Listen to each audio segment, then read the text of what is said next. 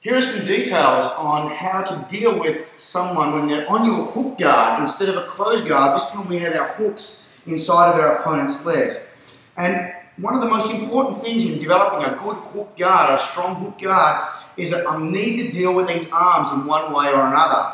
People pass your hook guard by using their hands. So I need to remove David's hands. And there's lots and lots of ways we can control these hands.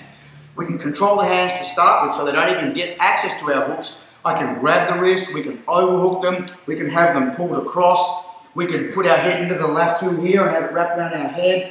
We could guide it anywhere but there. I've got to remove my opponent's ability to post out, otherwise I'm never going to be able to sweep him in this direction. Now the first thing is very, very commonly when we have a hook guard, our opponent grabs our leg. If he's got hold of our leg, one of the easiest things we can do, we can make use of this. This hand is now anchored on my leg. So we can reach in with both hands. We like to overhook our hands like this around the elbow and pull it in a circular action out this way. If I pull straight across, it can block against this leg, or it can partially come through and hit the other leg on the way. Okay? What I want to do here is rotate it outwards. Once it's rotated outwards, the wrist is bent in such a way that it's going to fold and come through easily. So we're doing a variation on a very common wrestling move called an arm drag. It looks like this. So you've got hold of me, I pull it across. As soon as I pull it across, I lay my weight on it so he can't get it back, allowing my left hand to come around and grab his back. At this point here, if he doesn't do anything, we can come out, and kick his legs out and go onto the back. But in most people who are good are going to want to square up against me. So as David tries to square up against me, I move my hip under him, unhook his firearm here, and take him over with the hook sweep.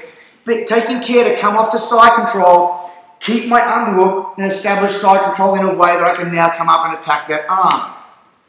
It's important with this to just give my opponent that split second to try to square up, because as he squares up, that's going to make my task of sweeping him to the left a lot easier. So again, he grabs my leg. I pull it around and across. I wait for him to square up. I shuffle in, get my butt right close to my legs. I've wound it up, right hand underhook, take him back, take him over with my hook, disengage, come to side control, keep in the underhook, establishing this position on the side. One last detail. If he grabs my legs in such a way that his arms are in tight and I can't get access to take this, I need to make that space to get my right hook in there, my underhook in there. I just take my leg out. When my leg comes out, there's all the space we need. Pull the arm across. You can put this hook back in if you like, or leave it out as he squares back up to me. Once again, sweeping him over, establishing side control, and attacking this arm.